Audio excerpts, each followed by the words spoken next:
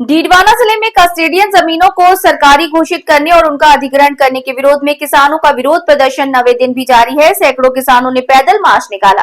ये पैदल मार्च रहमान गेट से रवाना होकर शहर के बीच से गुजरते हुए जिला कलेक्ट्रेट तक पहुंचा, जिसमें डीडवाना के पूर्व विधायक चेतन डूडी, किसान नेता भागीरथ यादव के साथ ही अखिल भारतीय किसान सभा, कांग्रेस, आरएलपी और माकपा के सैकड़ों कार्यकर्ता साथ चल रहे थे। वहीं कई किसान ट्रैक्टरों पर सवार होकर भी चल रहे थे। किसानों के हाथों में तिरंगे झंडे थे और वे सरकार तथा जिला प्रशासन के खिलाफ नारेबाजी कर रहे थे।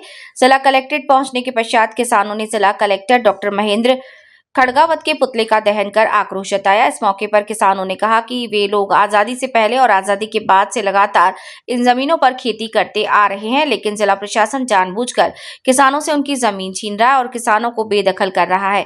किसानों ने कहा कि उनके आंदोलन को लगातार 8 दिन हो चुके हैं और अब तक सरकार ने कोई सुनवाई नहीं की। अगर अब भी सरकार किसानों को उनकी जमीन नहीं लौटाई तो किसानों का आंदोलन और अधिक उग्र होगा। रैली निकाली गई है, पुतला भी फूंका गया है। क्या आपकी मांगे हैं? क्या सरकार का क्या रुख रहा है? आगे क्या आंदोलन की रणनीति रहेगी? देखिए, पिछली 27 तारीख से हम लोग आंदोलनरत हैं। किसानों की मांगे बड़ी सिंपल और साधारण है कि जिस खेती को हमारे पुरखे जोतते आए, हमने जोता है और हमारे बच्चे जोत रहे हैं, वो हमें मिल जाए, उसका मालिकाना हक हमें मिल जाए। बड़ी सिंपल और साधारण मांग है।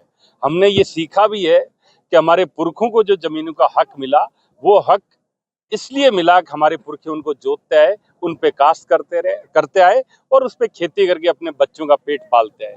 आज जो सरकार ने निर्णय लिया है कि जो किसान लगातार खेती जोत रहा है, काश्त कर रहा है, उसको वहां से बेदखल करके उन जमीनों पे खुद काबिज हो रही है, सरकार काबिज हो रही है, ये पूर्णतया अन्यायपूर्ण है। किसानों के और उनके बच्चों के भविष्य को बर्बाद करने का काम है। हमारी मांग सिर्फ इतनी है कि जो किसान जहाँ काबिज है, जो लगातार उस पर खेती कर रहा है, उसके पुरखे करते आ रहे हैं, आज उसके बच्चे कर रहे हैं, उसका हक उसको मिल जाए। और मैं आपको बता दूं कि ये जो आज हुआ है या बड़ी भारी संख्या में किसान सड़क पे आए हैं, ये मात्र एक छोटा सा उदाहरण है। आने वाले वक्त में ये प्रदर्शन और भारी होता जाएगा। लोग लगातार इससे जुड़ाव महसूस कर रहे हैं। लोगों को सच्चाई पता लग गई कि सरकार ने किस तरह का खेल किया है। मैं आपको बता देना चाहता हूं कि अब हम लोगों ने अपना ज्ञापन 27 तारीख को कलेक्टर साहब को दे दिया था। हमने अपनी बात रख दी थी। उसके बाद जिम्मेदारी कलेक्टर साहब और जिम्मेदारी सरकार की बनती है, वो किसानों से आगे बात करें। ये लगातार प्रदर्शन हमारा जारी रहेगा। हम लोग लगातार आंदोलन करते रहेंगे जब तक किसानों को न्याय नहीं मिलेगा।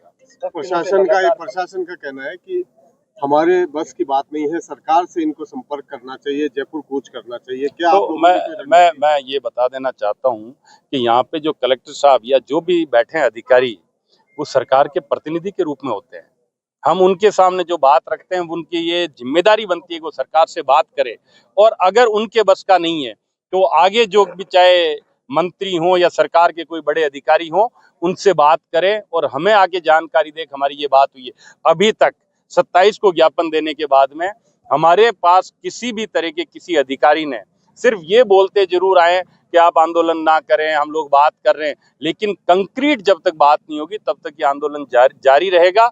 और हम लोग ये जो जिसे कहते हैं कि गोली देने वाले जो लोग हैं, उनसे ना तो हम कोई सरोकार रख रहे हैं, ना बात कर रहे हैं। हमें तो अब धरातल पे और एक ईमानदार बात चाहिए। उसके लिए हम लोग आंदोलन करते रहेंगे। जब तक निर्णय नहीं होगा तब तक लगातार जारी रहेगा, इसी धरती पे जारी रहेगा और डीडवाना में ही जारी रहेगा।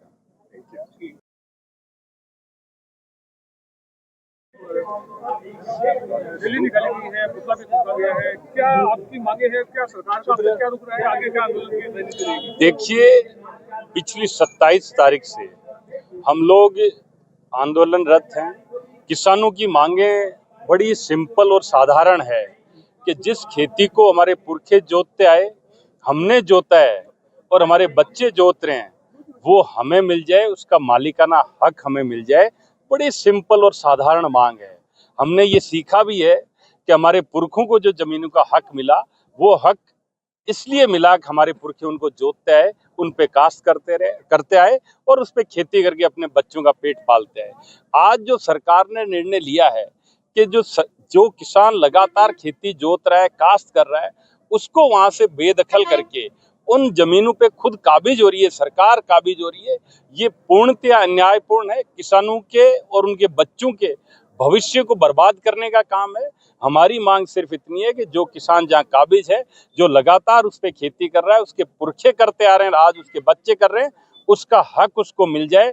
और मैं आपको बता दूं कि ये जो आज हुआ है या बड़ी भारी संख्या में किसान सड़क पे आए हैं, ये मात्र एक छोटा सा उदाहरण है। आने वाले वक्त में ये प्रदर्शन और भारी होता जाएगा। लोग लगातार इससे जुड़ाव महसूस कर रहे हैं। लोगों को सच्चाई पता लग गई कि सरकार ने किस तरह का खेल किया है। मैं आपको बता देना चाहता हूं कि अब हम लोगों ने अपना ज्ञापन 27 तारीख को कलेक्टर साहब को दे दिया था। हमने अपनी बात रख दी थी। उसके बाद जिम्मेदारी कलेक्टर साहब और जिम्मेदारी सरकार की बनती है, वो किसानों से आगे बात करें। ये लगातार प्रदर्शन हमारा जारी रहेगा। हम लोग लगातार आंदोलन करते रहेंगे जब तक किसानों को न्याय नहीं मिलेगा। प्रशासन का कहना है कि हमारे बस की बात नहीं है, सरकार से इनको संपर्क करना चाहिए, जयपुर कूच करना चाहिए। क्या तो मैं ये बता देना चाहता हूँ कि यहाँ पे जो कलेक्टर साहब या जो भी बैठे हैं अधिकारी, वो सरकार के प्रतिनिधि के रूप में होते हैं।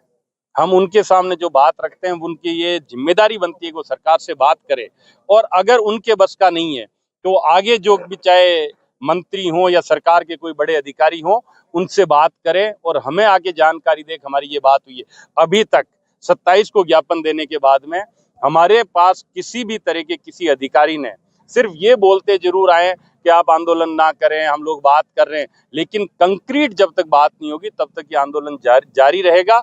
और हम लोग ये जो जिसे कहते हैं कि गोली देने वाले जो लोग हैं, उनसे ना तो हम कोई सरोकार रख रहे हैं, ना बात कर रहे हैं। हमें तो अब धरातल पे और एक ईमानदार बात चाहिए। उसके लिए हम लोग आंदोलन करते रहेंगे। जब तक निर्णय नहीं होगा तब तक लगातार जारी रहेगा, इसी धरती पे जारी रहेगा और डीडवाना में ही जारी रहेगा।